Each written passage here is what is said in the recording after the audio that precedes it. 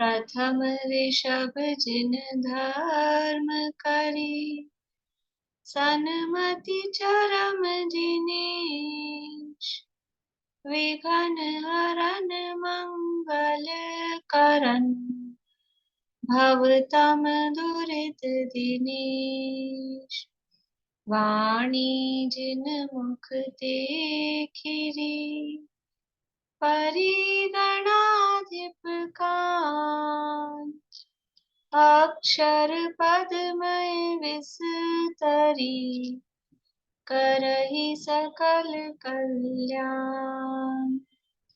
गुरुगण धर गुणधर सकल, प्रचुर परंपर और, व्रत तप धर तनु नगन तर, वंदो वृष शिरमोर, वंदो वृष शिरमोर। त्रिभुवन तिलयं देवं, वन्दितातिभुवनिन्द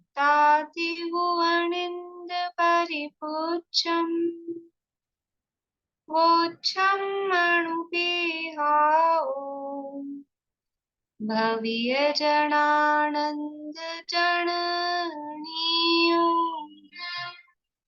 त्रिभुवन तिलक शत इंद्र वंदित, देव श्री अरहंत को, कर नमन कहूँ अनुप्रेक्षाएं,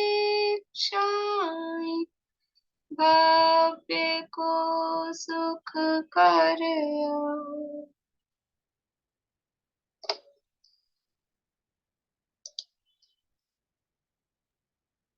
और मैंने ना इसलिए हैंड रेज किया था कि बोले कोई भी जो मोक्षगामी जीव होगा वो तिर्यंच गति में नहीं जाएगा क्या, मतलब पहले तिर्यंच गति के वो क्या बोलते हैं उसको? नहीं, केवल तीर्थंकरों के लिए बोल रही हूँ। जो तीर्थंकर प्रकृति जिन्होंने बांध ली है वो तिर्यंच गति में नहीं जाएंगे। और सम्यक दर्शन हो गया है, आयु बंध नहीं हुआ है, सम्यक दर्शन हो गया है तो भी नहीं जाएंगे। तिर्यंच में वही जाते हैं जिनको सम्यक दर्शन होने से पहले आयु बंध हो गई हो तिर्यंच की, तो फिर वो तिर्यंच में जाते हैं, फिर वो भूमि के तिर्यंच होते हैं। तो वो जो नरक में जा रहे हैं सम्यक दर्शन के बाद भी, तो नरक में जा सकते हैं जीव मतलब? नरक में भी तभी जाते हैं, अभी आगे श्लोक भी आने वाला है, छेड़ाला वगैरह में भी है। जब आयु सम्यक दर्शन से पहले आयु बंद हो गया होता है तो ही कोई मनुष्य नरक तिर्यंच या मनुष्य में जाता है। अदरवाइज मनुष्य है तो वो देव में ही जाएगा। और नरक या तिर्यंच में नहीं, नरक या देव में है तो मनुष्य ही बनेगा। सम्यक दृष्टि है नरक या देव में तो मनुष्य ही बनेगा। और मनुष्य और तिर्यंच में कोई सम्यक दृष्टि है तो वो देव ही बनेगा। और आयु अगर तिर्यंच की आयु बांध जाए तो भोग भूमि में ही जाएगा, नॉर्मल तिर्यंच नहीं बनेगा? भूमि में तिर्यंच और मनुष्य की आयु अगर बांधी है सम्यक से पहले तो भोग भूमि का ही मनुष्य और तिर्यंच होगा। ये नियम है।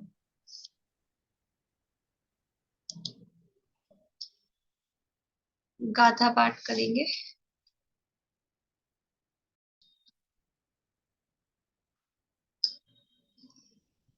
कार्तिकेय अनुप्रेक्षा नामक ये ग्रंथ है, स्वामी कार्तिकेय द्वारा रचित।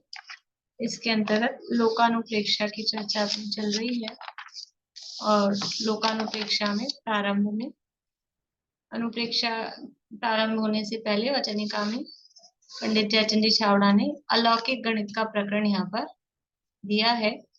और अलौकिक गणित के अंतर्गत उसके कितने भेद हैं? अलौकिक गणित के दो भेद हैं, संख्यामान और उपमामान। अभी हमारा कौन सा चल रहा है? संख्यामान। ठीक है, संख्यामान के कितने भेद हैं? संख्यामान के कितने भेद हैं? हाँ, पहले 3 हैं और फिर उसके बाद में 3 के कितने हैं? किसने नहीं सुनाया अभी तक पूरे? बोलिए चमेली आंटी।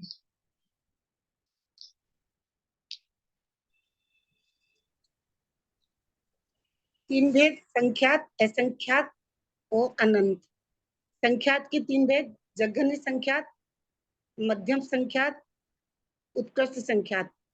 उसके बाद में है असंख्यात, जघन्य परित असंख्यात, मध्यम परित असंख्यात, उत्कृष्ट परित असंख्यात।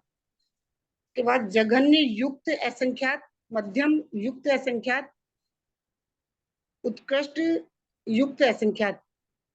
के बाद में है जघन्य असंख्यात संख्यात, मध्यम असंख्यात संख्यात, उत्कृष्ट असंख्यात संख्यात। के बाद में है अनंत, जघन्य परित अनंत, जघन्य मध्यम परित अनंत, उत्कृष्ट परित अनंत, जघन्य युक्त अनंत, मध्यम युक्त अनंत, उत्कृष्ट युक्त अनंत। उसके बाद में जघन्य अनंतानंत, मध्यम अनंतानंत, उत्कृष्ट अनंतानंत। कितने हो गए टोटल? 21 हो गए। बहुत अच्छा। ये संख्या मान के 21 भेद हैं। इसमें से अपने कितने हो गए हैं? कितने हो गए? अरे कितने बचे वो देख लो ना, एक ही तो बचा है। 20 हो गए 21 में से, एक बचा है खाली अंतिम। जघन्य संख्यात कितना है? जघन्य संख्यात 2। देखिए एक नियम है इसमें कि जो जघन्य और उत्कृष्ट संख्याएं हैं वो तो एक एक ही हैं। जिसकी भी, चाहे संख्यात की हो चाहे असंख्यात की हो, कोई सा भी असंख्यात हो कोई सा भी अनंत हो, जो भी जघन्य वाले टाइप्स हैं, जो भी उत्कृष्ट वाले टाइप हैं, उसमें ऑप्शन नहीं है, वो एक ही वैल्यू है, सिंगल। जैसे जघन्य संख्यात वो 2 ही है, ऐसा नहीं है 2 से लेके कुछ और भी, कभी 2 होता हो, कभी 3 होता हो, कभी 5 होता हो। वो जघन्य संख्यात हमेशा क्या रहेगा? वो 2 ही, वो एक ही है। उत्कृष्ट संख्यात क्या होगा? उत्कृष्ट संख्यात क्या है? बोलिए निशा जी, उत्कृष्ट संख्यात क्या है? जघन्य परित असंख्यात -1। जघन्य परित संख्यात -1, ये उत्कृष्ट संख्यात है। तो ये भी एक ही वही संख्या है ना। मान लीजिए, माना उदाहरण में कि उत्कृष्ट संख्यात है 100, तो वो 100 ही रहेगा ना, उत्कृष्ट एक ही। लेकिन मध्यम में हमेशा बहुत सारे वेरिएशन होंगे, क्योंकि जैसे मध्यम संख्यात कहाँ से कहाँ तक है, 3 से लेकर, और अभी अपन ने उत्कृष्ट को 100 माना, तो 3 से लेके 99 तक, तो 3 भी, 4 भी, 5 भी, 6 भी, 7 भी, ऐसे बहुत सारे ऑप्शन। हमेशा मध्यम वाली संख्याओं में बहुत सारे ऑप्शंस बनेंगे। जो जघन्य है और जो उत्कृष्ट है वो हमेशा एक एक ही होगा, उसमें ऑप्शन नहीं है दूसरे। तो जघन्य संख्या 2 है, और हम जब जो निकाल रहे हैं संख्याएं, तो जघन्य जघन्य वाली संख्याएं हम निकाल रहे हैं, उसमें से एक माइनस करके उससे पहले वाला उत्कृष्ट आ जाता है, और मध्यम उनके बीच का हो जाता है। ये हम कर रहे हैं। जघन्य संख्या 2 है। फिर अब दूसरी संख्या जो हमने निकाली है वो जघन्य परीत असंख्यात। कौन सी निकाली थी?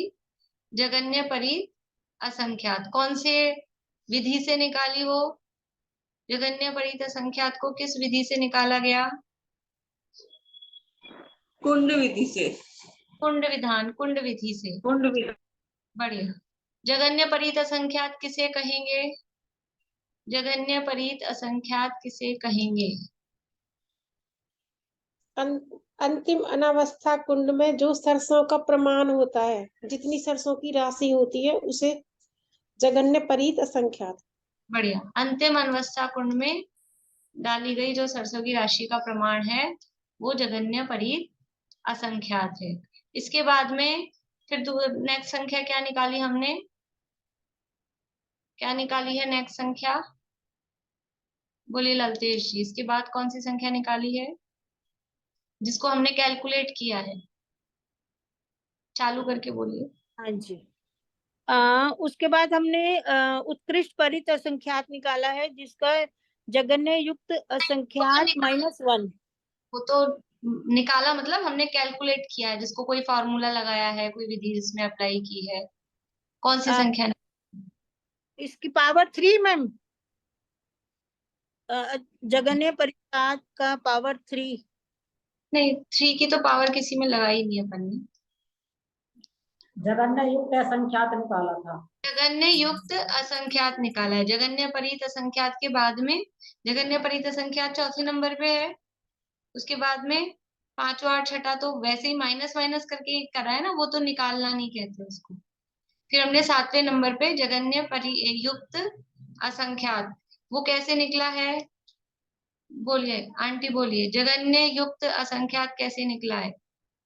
जगन परित असंख्यात की पावर, जगन परित असंख्यात या एक आवली। हाँ, जगन्य परित संख्या, वो आवली तो उसको बोलते हैं। हाँ, आवली तो उसको बोलते जगन्य परि निकालने की विधि क्या है? जगन्य परित असंख्यात की हैं। पावर, पावर जगन्य परित असंख्यात। और इस विधि को क्या बोलेंगे? जगन युक्त असंख्यात। नहीं नहीं, पावर लगा के ये इस विधि को बोलिए, अंकल आप बोलिए, इस विधि को क्या बोलेंगे? जी को क्या बोलेंगे? तो उसको कुंड विधान हमने बोला था, हाँ वैसे वो तो इस विधि को क्या बोलेंगे? बोलिए रेणु जी। विर्लन दे विधि। विर्लन दे विधि, इस विधि को बोलेंगे विर्लन दे विधि। ठीक है। अब ये जगन्य युक्त असंख्यात के बाद में नेक्स्ट संख्या हमने कौन सी निकाली है? कौन से नंबर पे है वो, और कौन सी निकाली है वो बताना है। बोलिए सुनीता आंटी। असंख्यात असंख्यात की निकालेंगे अब। जगन्य मध्यम उत्कृष्ट कौन सा? जगन्य उत्कृष्ट वाला, नहीं उत्कृष्ट वाला वो निकालेंगे, जगन्य युक्त असंख्यात की पावर 2। तो उत्कृष्ट असंख्यात असंख्यात निकालेंगे। हाँ, ये नहीं निकालनी का पहले? पहले उत्कृष्ट निकाल देंगे क्या असंख्यात असंख्यात का जगन्य मध्यम के बिना ही? नहीं, वो जगन्य तो वो निकाल दी ना उन्होंने, जगन्य परिता संख्यात की पावर जगन्य परिता संख्यात।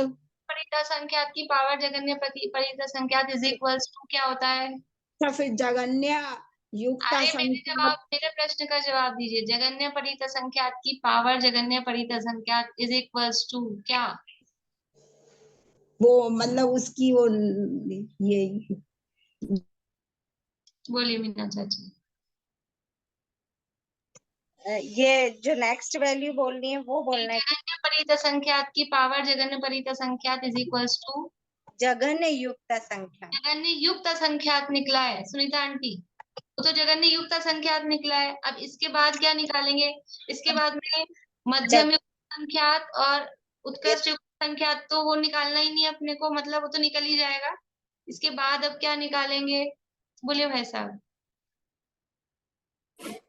इसके बाद जघन असंख्यात असंख्यात निकालेंगे। असंख्यात असंख्यात, अब हम जो निकालना वर्ड बोल रहे हैं वो जिसमें हम कोई फॉर्मूला लगा के, कोई विधि लगा के हम जिसको निकाल रहे हैं, वो बोलिए कैसे निकलेगा जगन्य असंख्यात असंख्यात? आवली का घन, आवली पे 3 घात। आवली पे 3 घात। नहीं, आवली का वर्ग, सॉरी, आवली का वर्ग। हाँ, आवली का वर्ग। और यहाँ की भाषा में क्या बोलेंगे उसको? संख्यात असंख्यात की भाषा में जघन्य जघन्य युक्ता संख्यात पर पावर जघन्य युक्ता संख्यात, नहीं, अरे जघन्य युक्त का वर्ग है, जघन्य हाँ युक्त संख्यात का वर्ग है। हाँ, अब जो संख्या हम निकाल रहे हैं जगन्य असंख्यात असंख्यात, वो कैसे निकलेगा? वर्ग विधि के द्वारा। और उसके लिए जगन्य युक्त असंख्यात का वर्ग, बस उसका स्क्वायर। और जगन्य युक्त संख्यात को क्योंकि आवली भी कहते हैं, जगन्य युक्त संख्यात मतलब आवली, तो आवली का वर्ग मतलब प्रतरावली। तो जगन्य असंख्याता संख्यात को प्रतरावली भी कहते हैं। ठीक है ना? जगन्य असंख्याता संख्यात को प्रतरावली भी कहते हैं। वो 3 की पावर जो लगा रहे हैं वो घनावली में बनेगी, वो अभी अभी नहीं है उसकी चर्चा। अभी मैंने वो बताई नहीं, फिर आप कंफ्यूज होते घन वाली बात। तो अभी तो अपन ने 3 की पावर तो किसी में अभी तक यूज ही नहीं लिया अभी अपन ने। तो आप लोगों के पास 3 की पावर आई कहाँ से? 2-3 लोगों के पास आ गई, हमने तो लगाई नहीं है। तो कहीं और से पढ़ रहे हैं पहले से ही आगे पीछे। चलिए ठीक है। फिर ये जगन्य असंख्याता संख्यात आया, इसके बाद में मध्यम और उत्कृष्ट तो निकालेंगे अपन। इसके बाद अब क्या संख्या निकालनी है? इसके बाद जो संख्या निकालनी है, बोलिए निशा जी। जगन्य परित अनंत। जगन्य परीत अनंत। ठीक है, अनंत। इसके बाद जो संख्या निकालनी है वो है जगन्य परीत अनंत। कैसे निकलेगी? बोलो पारुल। भाभी इसको शलाकत है निष्ठान विधान द्वारा निकालेंगे। ठीक है, शलाका त्रय निष्ठापन विधि द्वारा इसको निकालेंगे। तो इसमें सबसे पहले उसका क्या नाम है इसका, जगन्य जगन्य जगन्य युक्त जगन्य अनंत, जगन्य युक्त अनंत नहीं, वो जगन्य अनंत किसका वो करेंगे निष्ठापन। जगन्य असंख्याता संख्यात, जो जो इससे पहले वाली संख्या थी ना जिसको हमने निकाला था, उसी का करेंगे। तो सब इसका जगन्य जगन्य असंख्याता संख्यात का जगन्य असंख्याता संख्यात का शलाकत है निष्ठापन करेंगे। उससे जो राशि आएगी उस ए राशि में 6 चीजों को जोड़ेंगे। लोक प्रमाण असंख्यात धर्म द्रव्य, लोक प्रमाण धर्म द्रव्य नहीं, लोक धर्म द्रव्यों के प्रदेशों की नहीं, धर्म द्रव्य लोक प्रमाण संख्यात नहीं है, धर्म द्रव्य के प्रदेश। मैंने धर्म द्रव्य की को लाल बत्ती दिखा दी थी, अलर्ट किया था कि कुछ भी नहीं जोड़ना है। धर्म द्रव्य के प्रदेश है लोक प्रमाण। धर्म द्रव्य तो बेचारा एक ही अकेला, बेचारा तो नहीं है लेकिन एक ही है। ठीक है, दूसरा अधम द्रव्य के प्रदेशों की संख्या लोक प्रमाण। तीसरा एक जीव के प्रदेशों की संख्या लोक प्रमाण। चौथा लोकाकाश के प्रदेशों की संख्या लोक प्रमाण। पांचवा अप्रतिष्ठित प्रत्येक वनस्पति जीवों की संख्या असंख्यात लोक प्रदेश लोक प्रमाण। लोक प्रमाण। फिर साप्रतिष्ठित प्रत्येक वनस्पति जीवों की संख्या असंख्यात लोक प्रमाण। बढ़िया। ये जो राशि आएगी इसका वापस शलाका त्रय निष्ठापन करेंगे। इस जो उसके बाद जो राशि आएगी उसमें 4 चीजें जोड़ेंगे। एक कल्प काल में जितने समय है उन समयों की असंख्यात समयों की संख्या। दूसरा स्थिति बंद अध्यवसाय स्थानों की संख्या। उसके बाद फिर अनुभाग बंद अध्यवसाय स्थानों की संख्या। और लास्ट में योग के अविभाविक प्रतिक्षेपों की संख्या। इन सबको जोड़ेंगे, फिर जो राशि आएगी उसका वापस शलाका त्रय निष्ठापन करेंगे।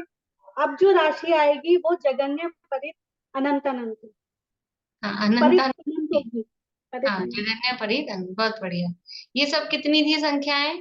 स्थिति बंद अध्यवसाय स्थान और अनुभाग बंद अध्यवसाय स्थान कितने हैं? ये लोक सब प्रमाण संख्यात है कि असंख्यात लोक प्रमाण है? असंख्यात लोक संख्यात लोक प्रमाण। बढ़िया, बहुत बढ़िया। चलिए एक जना और बता दीजिए, जगन्य परित अनंत कैसे निकलेगा? किसी ने नहीं बताया अभी तक?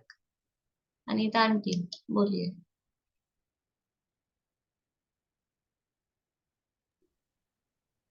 जगन्य असंख्यात है, असंख्यात का शलाका त्रय निष्ठापन करेंगे। उससे जो संख्या आएगी उसमें जो संख्या आएगी उसमें 6 संख्याएं जोड़ेंगे। एक जीव के प्रदेश लोक प्रमाण और धर्म द्रव्य के प्रदेश लोक प्रमाण, धर्म द्रव्य के प्रदेश लोक प्रमाण और लोकाकाश के प्रदेश लोक प्रमाण। और फिर सप्रतिष्ठित अप्रतिष्ठित वनस्पति जीवों के संख्या असंख्यात लोक प्रमाण। और फिर सप्रतिष्ठित वनस्पति जीवों की संख्या असंख्यात लोक प्रमाण। इससे जो संख्या आएगी उसमें फिर शलाका त्रय निष्ठापन करेंगे। और उसको त्रय निष्ठापन करने के बाद जो संख्या आएगी तो उसमें 4 संख्याएं और जोड़ेंगे। एक कल्प काल के समयों की संख्या और स्थिति बंद अध्यवसान के स्थानों के प्रदेशों की संख्या। प्रदेश नहीं, स्थिति बंद अध्यवसाय स्थानों की संख्या। लोक संख्यात लोक प्रमाण और अनुभाग बद्ध अध्यवसाय स्थानों की संख्या असंख्यात लोक प्रमाण मन वचन काय के अविभाज्य प्रतिच्छेद असंख्यात लोक प्रमाण, चारों संख्या को जोड़कर जो संख्या आएगी उस पर कलाका त्रय स्थापन करेंगे और उसके बाद जो संख्या आएगी वह जगन्य परित अनंत होगा। ठीक है, बहुत बढ़िया। भव्या को याद करा दिया कि नहीं? भव्या नहीं कर रही। को सुनाते रहा करिए, अपने आप याद हो जाएगा। मुश्किल लग रहा उसको। चलिए ठीक है। अभी जिन लोगों ने याद नहीं किया अभी तक, उनको प्रॉब्लम आएगी मतलब आ सकती है, क्योंकि अभी फिर हम जब उत्कृष्ट अनंतानंत अभी सीखेंगे तो उसमें फिर कुछ कुछ जोड़ेंगे, तो आपका इधर का उधर होने की संभावनाएं हो सकती हैं। इसलिए इतना धीरे हम चल रहे थे कि आप सब लोग याद कर लें, लेकिन दिख तो ऐसा रहा था कि 2 3 4 ही हाथ खड़े थे बस, बाकी सब बैठे हैं कि सुना दो, सुन रहे हैं। ठीक है, देखो उपयोग तो मैंने उस दिन भी कहा था कि क्लास में तो चलेगा ही, अभी उपमावान चलेगा, ये तो चलेगा। आप सोचो कि हम आगे बढ़ जाएं, तो हम तो नहीं बढ़ेंगे, यहाँ दिया है इसलिए पढ़ रहे हैं। तो आप उपयोग लगा के खुशी खुशी रुचि से पढ़ेंगे तो भी पढ़ना है, और नहीं ऐसे ही समय गुजारना है तो वैसे भी समय तो निकल ही जाएगा, लेकिन कुछ लाभ अपने को हो जाए, उसमें उपयोग लगेगा, महिमा आएगी, भाव भाषण होगा। जब भी कभी जिसको याद होगा, जब भी ये शब्द आएंगे ना कहीं, तो वो भाव भाषण अपने को होगा कि कितना बड़ा है, कितना अधिक है। ठीक है, चलिए ये हो गया जगन्य परीत अनंत। जगन्य परीत अनंत के बाद में मध्यम परीत अनंत और उत्कृष्ट परीत अनंत, वो अपन वैसे निकालेंगे। इसके बाद क्या संख्या आएगी और कैसे निकाली थी वो, इसके बाद संख्या कौन सी आएगी? हाँ अर्चना जी बोलिए। इसके बाद संख्या आएगी हाँ जघन्य युक्त अनंत। तो जगन्य इसको युक्त अनंत, हाँ जघन्य परीत अनंत की पावर जघन्य परीत अनंत बार रखकर गुणा करने पे जो राशि आएगी उसको जघन्य युक्त अनंत कहेंगे। हाँ, तो उसको शॉर्ट में अपन बोलेंगे जगन्य परीत अनंत की पावर जगन्य परीत अनंत इज इक्वल्स टू जगन्य युक्त अनंत। और जगन्य परीत अनंत की पावर जगन्य परीत अनंत का मतलब क्या है कि जगन्य परीत अनंत को जगन्य परीत अनंत बार फैलाकर फिर आपस में गुणा करें, तो वो जो संख्या आती है वो कहलाती है जगन्य युक्त अनंत। अब जघन्य युक्त अनंत के बाद में मध्यम युक्त अनंत, वो बीच की संख्या है। उत्कृष्ट युक्त अनंत वो कैसे निकालेंगे कि जघन्य अनंतानंत, इसके बाद संख्या जो आने वाली है जघन्य अनंतानंत, उसमें से 1 माइनस करेंगे तो उत्कृष्ट युक्त अनंत आएगा। जघन्य अनंतानंत कैसे निकलेगा? जघन्य अनंतानंत कैसे निकलेगा? बोली रेणु जी। जघन्य युक्त अनंत का स्क्वायर जघन्य अनंतानंत। जघन्य युक्त अनंत का स्क्वायर, बस ये वर्ग विधि द्वारा ही निकलेगा कि जघन्य युक्त अनंत जो संख्या आई है उसको बस एक बार जघन्य युक्त अनंत से गुणा करेंगे। स्क्वायर का मतलब है कि 2 बार उस संख्या को लिखा और उसको आपस में गुणा किया। कोई भी वो पावर जब ऊपर लगाई जाती है तो उसका मतलब होता है जितनी वो पावर है उतनी बार उस संख्या को रखकर आपस में गुणा करना है। तो यहाँ 2 ही पावर लगाई, तो जघन्य युक्त अनंत 1 बार, जघन्य युक्त अनंत 2 बार, और उसको आपस में गुणा किया तो जघन्य अनंतानंत। मध्यम अनंतानंत आने वाला है इसके बाद 20 नंबर पे। मध्यम अनंतानंत कैसे निकलेगा कि जघन्य युक्त अनंत प्लस 1 और नहीं, जघन्य अनंतानंत प्लस 1 और उत्कृष्ट अनंतानंत -1, तो वो मध्यम अनंतानंत हो जाएगा। अब अपने को चाहिए उत्कृष्ट अनंतानंत, और उत्कृष्ट अनंतानंत कैसे निकालें कि आगे वाली संख्या में से 1 माइनस करें। तो आगे अब कोई संख्या है नहीं तो इसको निकालना पड़ेगा। ये यहाँ विधि दी है, वो अपन बाद में पढ़ेंगे। इसके लिए क्या करना है कि फिर वही कौन सी विधि से निकलेगा उत्कृष्ट अनंतानंत की शलाका त्रय निष्ठापन, वही विधि इसके लिए प्रयोग में आएगी।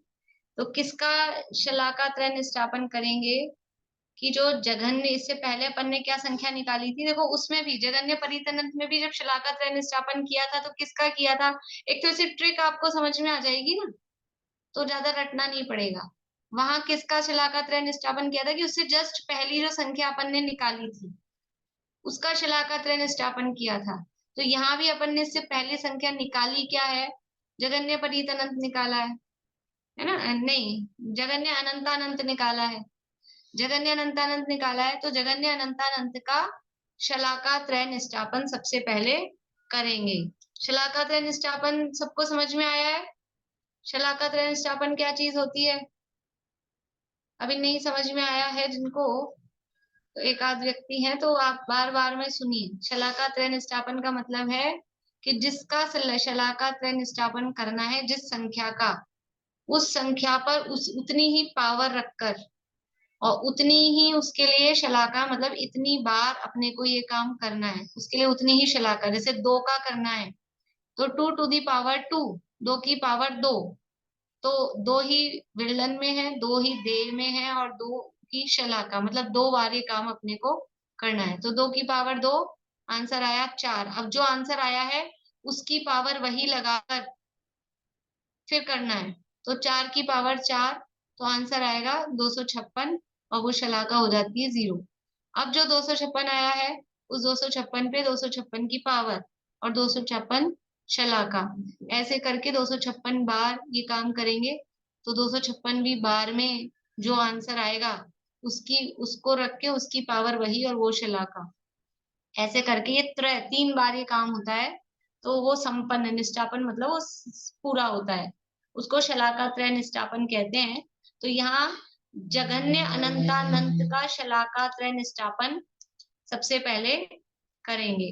अब जो आएगा आंसर उसको हमने नाम दिया है ए। जगन्य अनंतानंत का शलाका त्रय निष्ठापन करिए, कर सकते हैं कि हमारे बस की बाहर नहीं, अवधि ज्ञान में के बस की बात भी नहीं है, अनंतानंत है। उसका शलाका त्रय निष्ठापन करने पे जो आंसर आया है उसको हमने नाम दे दिया ए। अब इस राशि में 6 राशियां जोड़नी है। कौन कौन सी राशियां जोड़नी है? सबसे पहली राशि है सिद्धों की राशि। सबसे पहले किसको जोड़ना है? सिद्ध भगवान की संख्या। कितने हैं सिद्ध? सिद्ध कितने हैं? अनंत हैं। अभी देखो, अब आपको ध्यान आ रहा है, एक हमने पढ़ा था प्रति समय कर्म आते हैं, प्रति समय कर्म आते हैं, कितने आते हैं? अनंत आते हैं, है ना? कितने अनंत आते हैं? या दूसरा शब्द हमने उसके लिए कहा था समय प्रबद्ध आते हैं। प्रति समय जीव कर्म परमाणु ग्रहण करता है, कितने ग्रहण करता है? समय प्रबद्ध, या कहो अनंत। तो वो कितने होते हैं? वो समय प्रबद्ध का मतलब उसको हमने कुछ बताते हैं, उसको कैसे बताते हैं, कितना होता है? बोलिए पूर्णिमा आंटी। सिद्धों के अनंत विभाग और अभव्यों से अनंत गुणे, समय अभव्यों प्रबंध। से अनंत गुणे और सिद्धों से अनंतवे भाग, सिद्धों का अनंतवा भाग और अभव्यों से अनंत गुणे। अब आपको पता है अभव्य राशि कहाँ है? अभव्य से गुणा कर रहे हैं। अभव्य राशि किस जगह पे आई थी? अभव्यों की संख्या को अब यहाँ की भाषा में बोलो, अलौकिक गणित की भाषा में अभव्य कितने होते हैं? बोलिए सुमन जी। जगन्य युक्त अनंत। जघन्य युक्त अनंत, ये अभव्य राशि कल बताई थी। कौन से नंबर का अनंत है ये? चौथे नंबर का अनंत है। अनंत में ये चौथे नंबर का, पहले परित के 3 है, उसके बाद में चौथे नंबर पे आया था जगन्य युक्त अनंत। कैसे निकला था जगन्य युक्त अनंत? कैसे निकला था? बोलिए प्रेमलता जी, जगन्य युक्त अनंत कैसे निकला था? लिखा तो होगा, देख के। बता लिखा हुआ है। हाँ, देख के बोलिए। अनंत को जगन्य युक्त अनंत की पावर, जगन्य युक्त अनंत। जगन्य युक्त अनंत की पावर, जगन्य युक्त अनंत निकाले लगाएंगे तो जगन्य युक्त अनंत तो निकालना है अपने को। अच्छा, ये तो निकालना है, लिखा हुआ है। अभी 1 मिनट बता। बोलिए जी रजनी जी, लिखा हुआ भी टाइम पे खुलता है तब है, मतलब जगन्य परीत अनंत की पावर जगन्य परीत अनंत की पावर, जगन्य परीत अनंत अनंत, ये है जगन। इतने हैं अभव्य, ठीक है ना? अभव्य राशि बहुत पीछे छोड़ के आ गए अपन, अभव्य राशि बहुत पीछे छोड़ के आ गए, वो चौथे नंबर का ही अनंत है। और अब हम किसकी बात कर रहे हैं? हम लास्ट नंबर वाले अनंत, उसकी बात कर रहे हैं। उसमें किसको जोड़ रहे हैं? सबसे पहले नंबर पे सबसे पहले हमने जगन्य अनंतानंत का शलाका त्रय निष्ठापन किया। उसके बाद में अब 6 राशियां जोड़नी है। तो पहली राशि है सिद्ध राशि। तो वो सिद्ध राशि इससे कम होगी कि ज्यादा होगी? ज्यादा ज्यादा होगी, तब तो जोड़ रहे हैं हम। इससे कम होगी तो जोड़ने से क्या मतलब है? इससे ज्यादा है, तो सिद्ध राशि बहुत अधिक है। अच्छा, अब आप लोग बता सकते हो यहाँ की भाषा में सिद्ध राशि कितनी है?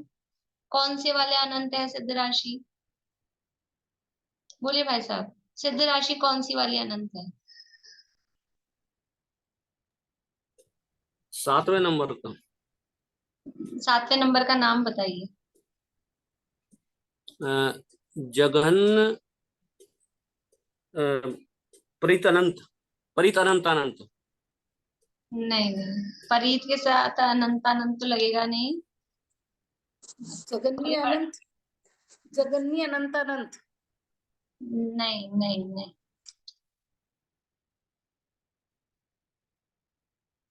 बोलिए अर्चना जी। जघन्य अनंतानंत। नहीं, बोलिए रजनी जी।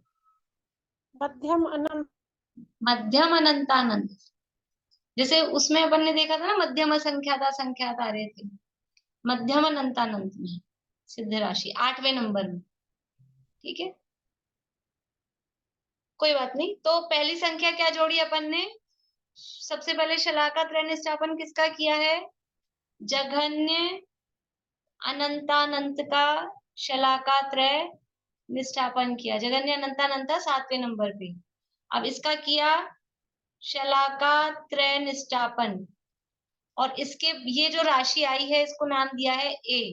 अब इस ए राशि में प्लस करा है सबसे पहले सिद्ध राशि, जितने सिद्ध हैं, अनंत हैं, उन अनंत सिद्धों को इसमें जोड़ दिया। तो भी अभी उत्कृष्ट अनंतानंत नहीं हुआ है, अभी ये इनको जोड़ दिया। इसके बाद में अब क्या जोड़ना है? सिद्ध राशि से अनंत गुने ज्यादा सिद्ध, जितने सिद्ध है ना उससे अनंत गुने ज्यादा कौन है? आप लोगों ने मार्गणाएं पढ़ी थी, बहुत कुछ लोगों ने पढ़ी थी, बहुत लोगों ने नहीं भी पढ़ी। लेकिन जब मार्गणाएं हमने पढ़ी थी तो हम संख्या निकालते थे। तो सबसे ज्यादा संख्या सिद्धों की होती थी, और सिद्धों से ज्यादा जहां अगर उस मार्गणा में कौन आ रहा है तो उनकी संख्या फिर सबसे ज्यादा होती थी। बोलिए मीना चाची।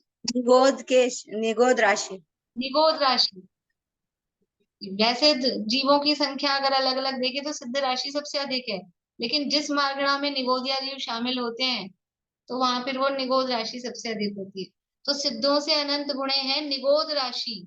इसमें फिर प्लस करेंगे निगोद राशि, मतलब ये जीवों की बात चल रही है। अब जीवों को डिवाइड करके जोड़ रहे हैं। कौन से जीवों को जोड़ा? सिद्ध जीवों को जोड़ा सबसे पहले। ठीक है ना। अब द्रव्यों को जोड़ रहे हैं। पहले तो प्रदेश जोड़े थे अपन ने, एक जीव के प्रदेश। अब उस द्रव्यों में भी केवल पहले जोड़ा आपने सिद्धों की संख्या, सिद्ध राशि। उसके बाद में जोड़ रहे हैं निगोद राशि। निगोद राशि कितनी है? निगोद राशि कितनी है कि जितने पूरे संसारी जीव हैं, जितने संसारी जीव हैं, कितने हैं संसारी जीव? संसारी जीव ज्यादा है कि सिद्ध जीव ज्यादा है? संसारी ज्यादा है कि सिद्ध ज्यादा है? अरे संसारी ज्यादा है कि सिद्ध ज्यादा है? अनीता आंटी, सुमन जी, सिद्ध संसारी ज्यादा है। अगर सिद्ध ज्यादा होंगे तो फिर तो संसार तो खाली हो जाएगा एक दिन। सिद्ध ज्यादा नहीं है, संसारी जीव हमेशा ज्यादा रहेंगे। हर 6 महीने 8 समय में 608 जीव मोक्ष जाते रहेंगे, तो भी संसारी जीव हमेशा ज्यादा रहेंगे। संसारी जीव ज्यादा है, तो टोटल संसारी जीव जितने हैं, ठीक है, उसमें से माइनस करें। क्या माइनस करें? निगोद राशि निकालने के लिए बता रही हूँ। निगोद राशि कैसे निकाली जाएगी? समझ में आ रहा है कि नहीं आ रहा आप लोगों को? 2-4 लोगों को तो आ रहा है। पढ़ाना बेकार तो नहीं जा रहा है। देखो ऐसा है, इसके लिए संदृष्टियां, मतलब क्या बोलते हैं, कुछ संसारी राशि कितनी या पूरे जीवों की संख्या कितनी, तो ऐसा बोलते हैं, मतलब शब्द नहीं आ रहा मुझे, संदृष्टि, मतलब उसके लिए कुछ चिन्ह, चिन्ह बोलते हैं। कोई चिन्ह बनाए जाते हैं, जैसे असंख्यात लिखना हो अपने को तो इतना बड़ा असंख्यात ऐसे लिखेंगे, तो उसके लिए एक चिन्ह दिया है, ऐसा ऐसा चिन्ह शास्त्रों में, यहाँ घुमटसार में वो संदृष्टि उसको बोलते हैं। तो ऐसे ही जब जीवों की संख्या लिखनी है तो जीवों की संख्या ऐसे लिखते हैं अपन इसको 16, ये 1 और 6, टोटल जीव कितने हैं आप लोग लिखना मत, मैं समझा रही हूँ केवल ऐसे ही। तो ये टोटल जीवों की संख्या 16, तो उसमें से जो संसारी जीव है ना, संसारी जीव 13 और सिद्ध जीव 3, मतलब ऐसा 3 13, ये वो चलता है मुहावरा या कहावत से, मतलब 3 13, ये ऐसे जीवों की विभाजन, ये सिद्ध जीव है, ये सारे संसारी जीव है। कोई, ये तो मैंने वैसे ही बताया, कोई बात नहीं। संसारी जीवों में से माइनस करेंगे, निगोद राशि निकालनी है। तो अब आप मुझे ये बताओ, निगोदिया जीव किस में होते हैं, मतलब कौन से संसारी जीवों में किस में पाए जाते हैं निगोदिया जीव, कहाँ है? मनुष्य होते हैं, तिर्यंच होते हैं, देव होते हैं, नारकी होते हैं, कौन होते हैं निगोदिया जीव, कौन होते हैं, ये बताना है। बोलिए सरोजा जी। तिर्यंच। तिर्यंच, तो सारे गधा घोड़ा कुत्ता बिल्ली ये सब निगोद होते हैं, तिर्यंच में आते हैं ना, नहीं? तिर्यंच में आते हैं, ठीक है, बढ़िया। तिर्यंच में अब और अंदर चलते हैं, तिर्यंच में किस में आएंगे, कौन से वाले तिर्यंच है निगोदिया? अरे बहुत सरल है, बहुत बार पढ़ चुके हैं। हाँ जी विनीता आंटी। एक इंद्रिय में आएंगे जी। एक इंद्रिय, वैसे स्थावर में भी आएंगे। हाँ एक इंद्रिय स्थावर एक ही बात है। क्या हो गया आपके? चलिए कोई बात नहीं। एक इंद्रिय में, ठीक है। तो एक इंद्रिय स्थावर कितने प्रकार के हैं? एक इंद्रिय स्थावर कितने प्रकार के होते हैं? बोलिए मनोरमा आंटी। लेकिन स्थावर 5 तरह के होते हैं। कौन कौन से? पृथ्वी का ही, जल का, वनस्पति का ही, अग्नि का ही, वायु का ही। पृथ्वी जल अग्नि वायु वनस्पति। तो क्या पांचों प्रकार के स्थावर में निगोद होते हैं? पांचों प्रकार के स्थावर निगोद होते हैं? नहीं, सब मना कर रहे हैं। तो कौन से स्थावर में निगोद पाए जाएंगे? बोलिए वर्षा भाभी।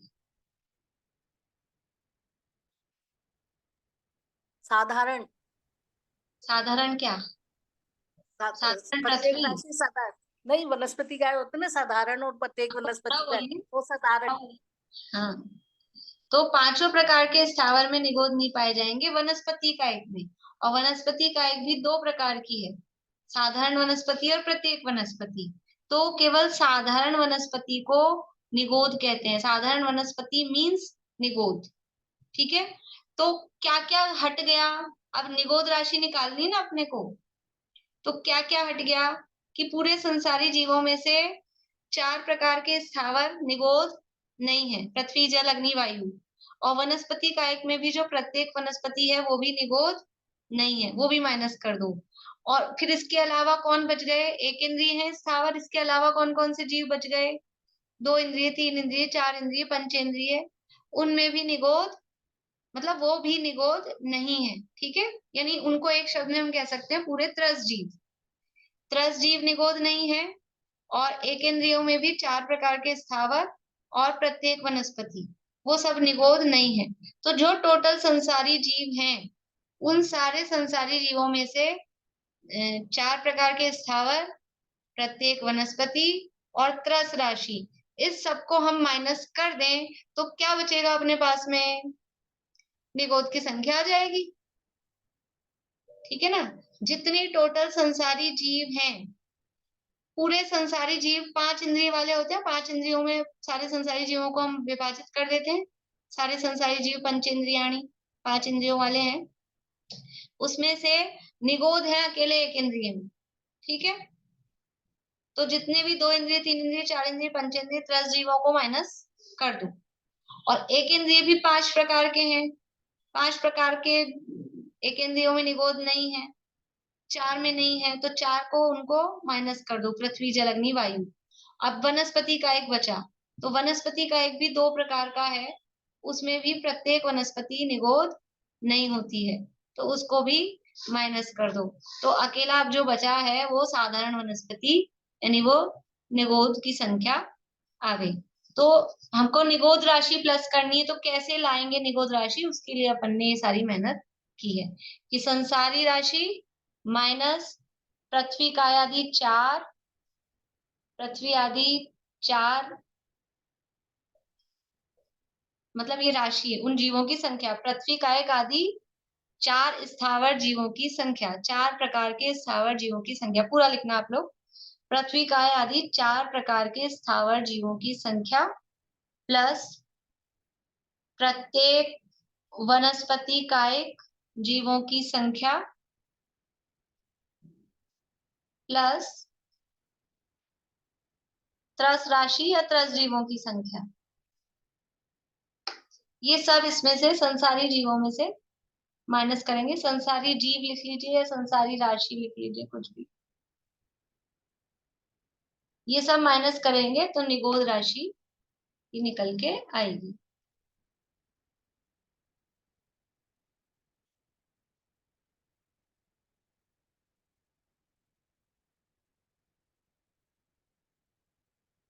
आपको याद तो केवल ऐसे करना है कि सिद्ध राशि जोड़नी, निगोद राशि जोड़नी है। ये तो ये निगोद राशि कैसे निकलेगी जब ये पूछा जाए तो ये बताना है, नहीं तो ये तो केवल आपको समझाने के लिए बताया है। बोलिए।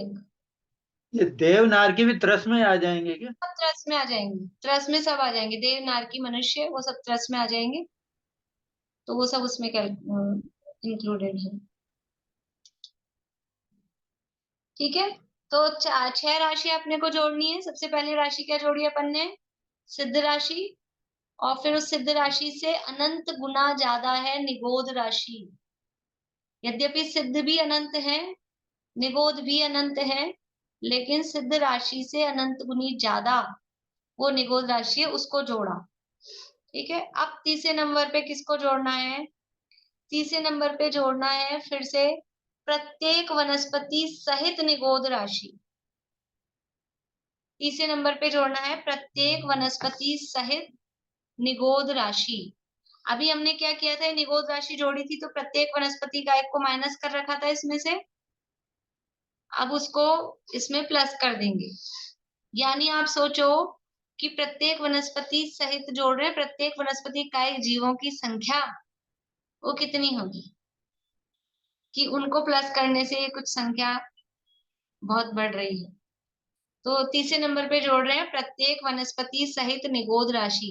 अब आप मुझे ये जो हमने तरीके से अभी निगोद राशि निकाली थी, इस तरीके से इसमें कुछ प्लस माइनस करके ये बता सकेंगे कि प्रत्येक वनस्पति सहित निगोद राशि कैसे निकाली जाएगी? संसारी राशि में क्या क्या माइनस करेंगे जब प्रत्येक वनस्पति सहित निगोद राशि आएगी? संसारी राशि में से क्या क्या माइनस करेंगे? बोलो पारुल। भाभी, संसारी जीवों में से पृथ्वी का एक आदि 4 प्रकार के स्थावर जीवों की संख्या प्लस माइनस करेंगे और त्रस जीवों की संख्या माइनस करेंगे। बहुत बढ़िया। जो ये अब प्लस किया है ना अपने प्रत्येक वनस्पति सहित निगोद राशि, तो ये कैसे आएगी कि संसारी राशि माइनस 4 प्रकार के स्थावर और त्रस, बस। तो पूरा यानी पूरी वनस्पति का एक को ले लिया। इसको ऐसा भी कह सकते हैं पूरी वनस्पति का एक जीवों की संख्या, उसमें निगोद और यानी साधारण वनस्पति और प्रत्येक वनस्पति दोनों शामिल हो गई है। तीसरे नंबर पे क्या प्लस किया है?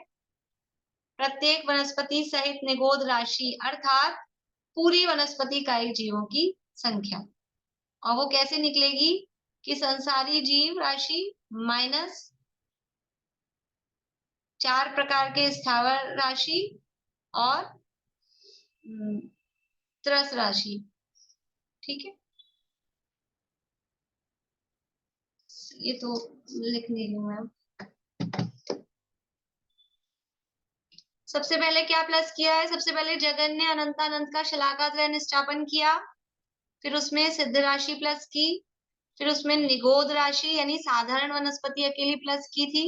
उसके बाद में तीसरे नंबर पे पूरी वनस्पति कायिक जीवों की संख्या प्लस कर दी, साधारण और प्रत्येक दोनों सहित। ठीक है, अब चौथे नंबर पे प्लस करना है पुद्गलों की संख्या। पुद्गल कितने हैं? जीवों से अनंतानंत गुणे पुद्गल होते हैं। तो अब चौथे नंबर पे उससे भी अनंत गुणे अधिक जो हैं, ये जो जो हम प्लस कर रहे हैं ऊपर वाली संख्या से नीचे वाली संख्या अनंत गुनी अधिक है, जो जो हम प्लस कर रहे हैं। चौथे नंबर पे प्लस करना है पुद्गलों की संख्या।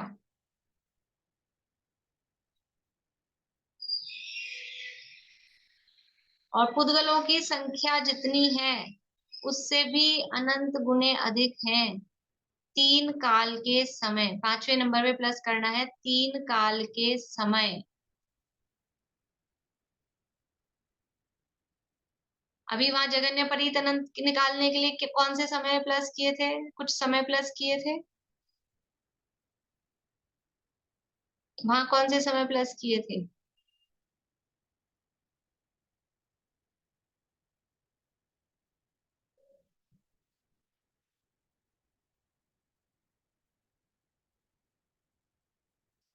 बोली प्रेमलता जी। एक कल्प काल में जितने समय होते हैं 20 कोड़ी सागर में हाँ, तो एक कल्प काल के समय प्लस किए थे। अभी यहाँ क्या निकाल रहे हैं? उत्कृष्ट अनंतानंत निकाल रहे हैं। तो यहाँ क्या प्लस कर रहे हैं? 3 काल के समय, 3 काल के समय जितने समय हैं वो सब इसमें प्लस कर दिया। अब तो आ गया?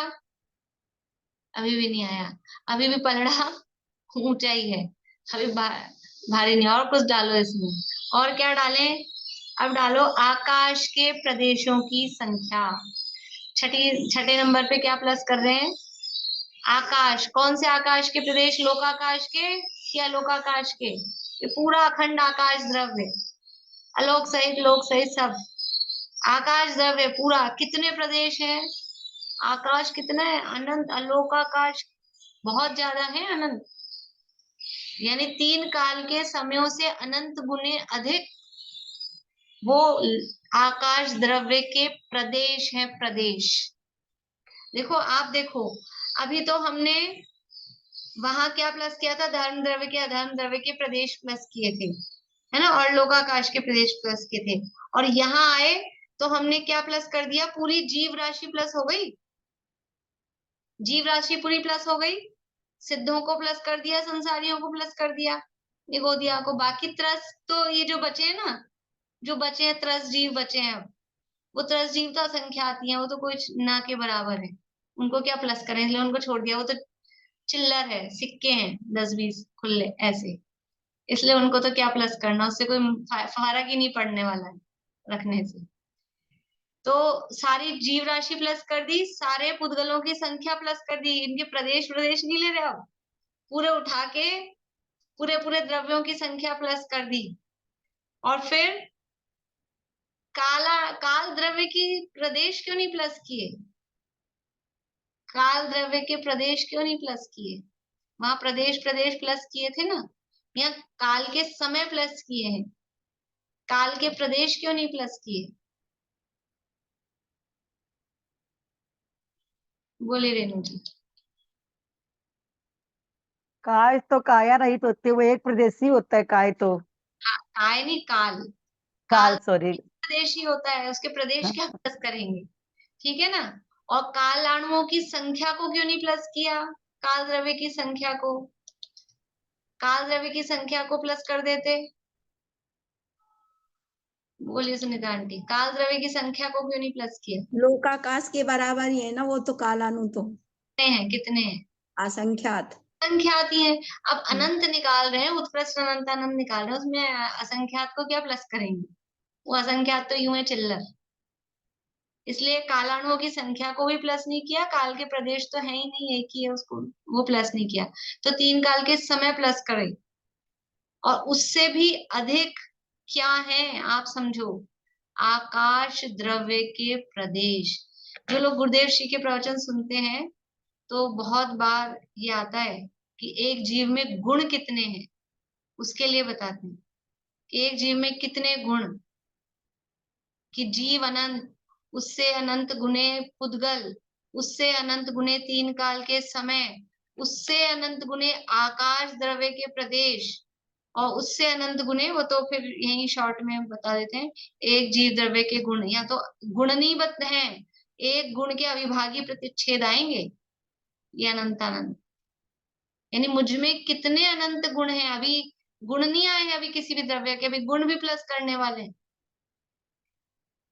कितने मुझ में गुण हैं, और हम रोते फिरते हैं कि मैं ऐसा, मैं ऐसा, मैं ऐसा दुखी संसारी। ये ऐसे अपनी महिमा, इससे अपनी आत्म स्वभाव की महिमा आती है।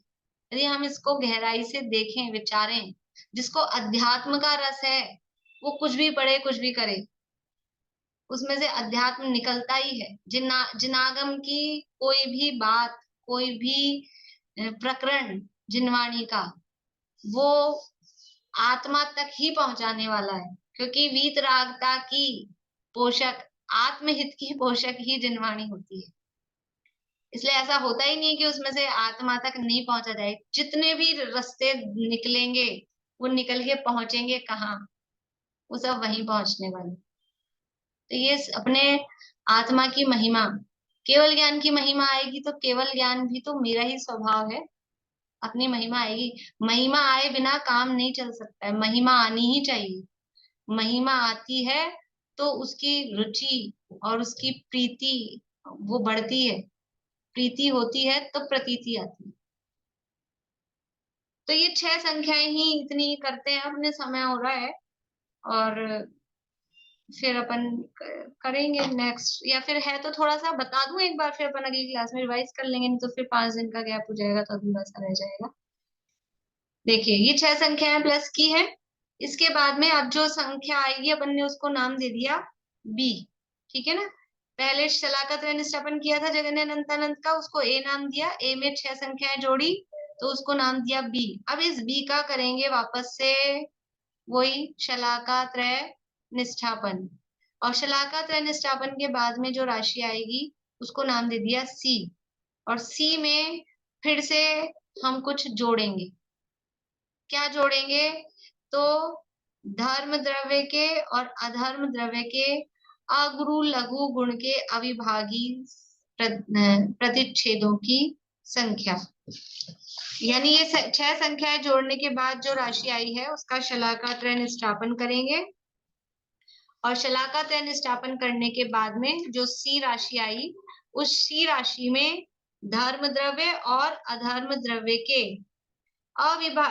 अगुरु लघु गुण के अविभागी प्रतिच्छेदों की संख्या इसमें मिलाएंगे। यानी धर्म अधर्म द्रव्य लिया, उस द्रव्य का एक गुण, कौन सा गुण, अगुरु लघु गुण, जिसमें प्रति समय षटगुणी हानि वृद्धि जिसके माध्यम से होती रहती है।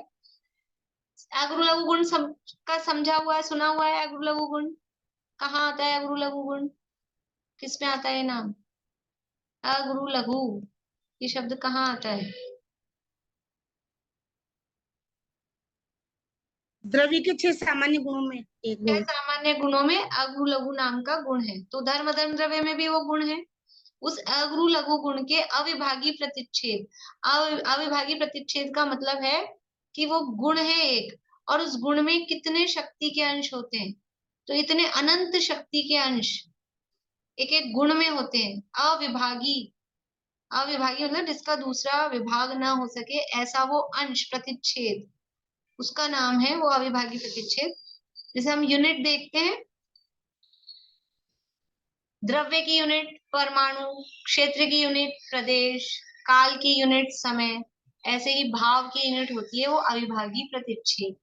भाव यानी गुण या पर्याय, तो उसकी यूनिट होती है अविभागी प्रतिच्छेद।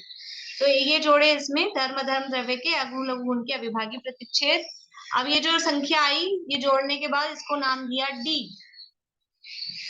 फिर ये जो डी संख्या आई है इसका फिर से करेंगे शलाका त्रय निष्ठापन, ठीक है। और अब ये शलाका त्रय निष्ठापन करने के बाद में जो राशि आई उसको नाम दे दिया, जो भी राशि आई एफ नाम दे दो। अब क्या करेंगे कि अब हमारे पास जोड़ने के लिए कुछ नहीं बचा, हाथ जोड़ते हैं। भगवान बोल रहे हैं कि हमारे पास जोड़ने के लिए कुछ नहीं बचा, तो अब क्या कर रहे हैं कि जो उत्कृष्ट अनंतानंत होता है वो होते हैं केवल ज्ञान के अविभाग प्रतिच्छेद। उत्कृष्ट अनंतानंत क्या होते हैं? केवल ज्ञान जो होता है ना, केवल ज्ञान जो सर्वज्ञ परमात्मा के, उस केवल ज्ञान के अविभाग प्रतिच्छेदों की संख्या जितनी होती है वो होता है उत्कृष्ट अनंतानंत। तो अब क्या किया आचार्य देव ने कि ये जो राशि आई है डी का शलाका त्रय निष्ठापन करने के बाद, जिसे हमने ई नाम दिया है,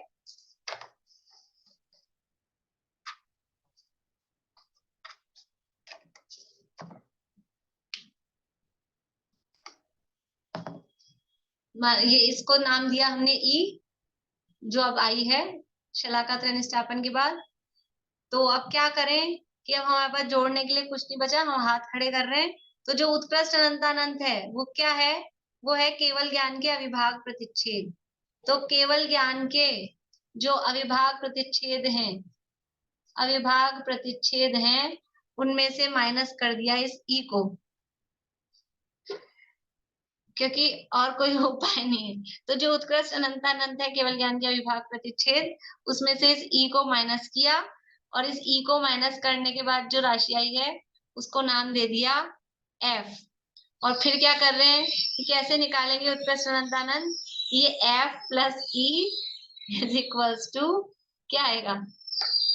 पहले जो हमारा आंसर था जो हमको निकालना था उसमें से इसको माइनस कर दिया, फिर जो संख्या आ गई वापस उसको इन दोनों को जोड़ दिया, तो आंसर यही आएगा। मतलब कोई उपाय नहीं था, तो वो ऐसा करके इसको बताया है कि ये उत्कृष्ट अनंतानंत है। उत्कृष्ट अनंतानंत है केवल ज्ञान के अविभाग प्रतिच्छेद।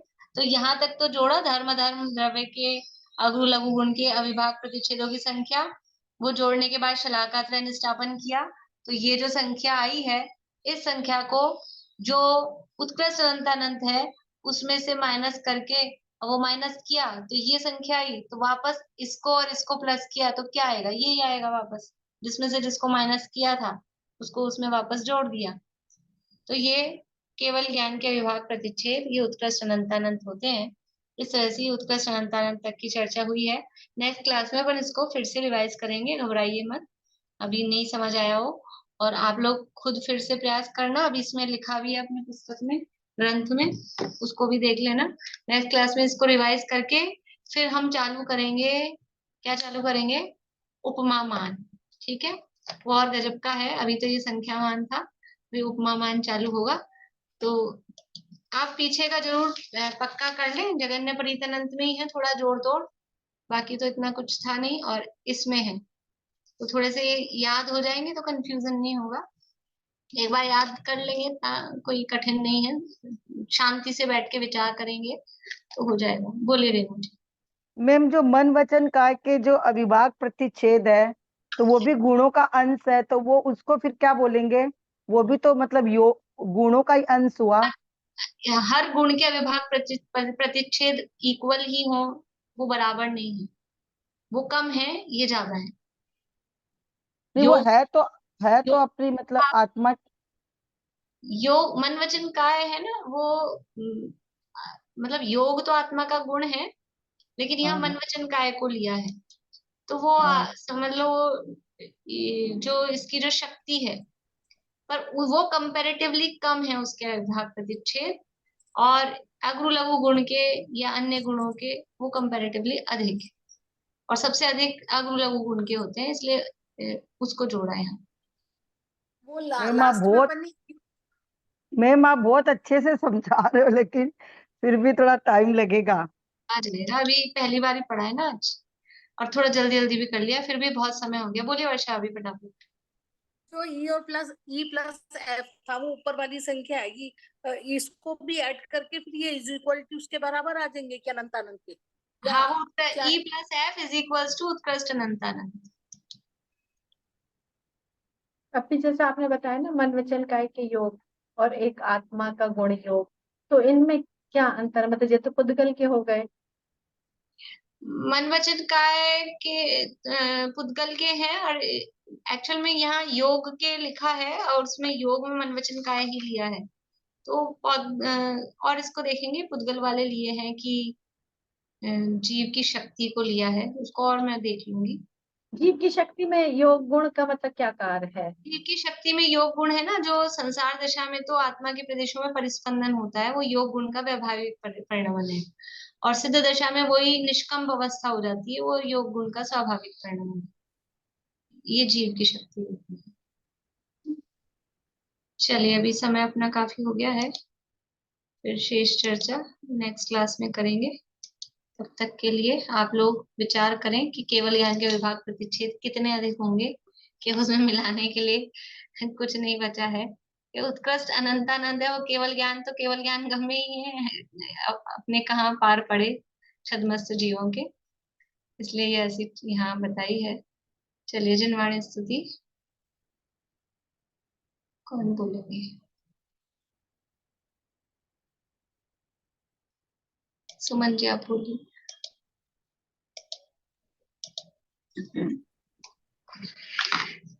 नहीं जन्मू नहीं मरता, नहीं घटता नहीं बढ़ता, अगुरु लघु ध्रुव ज्ञायक, सहज जीवन हमारा है।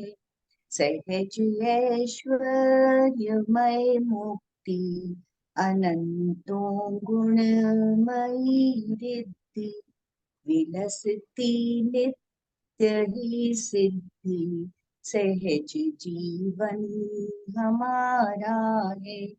अहो चैतन्य आनंदमय, ध्रुव जीवन हमारा है।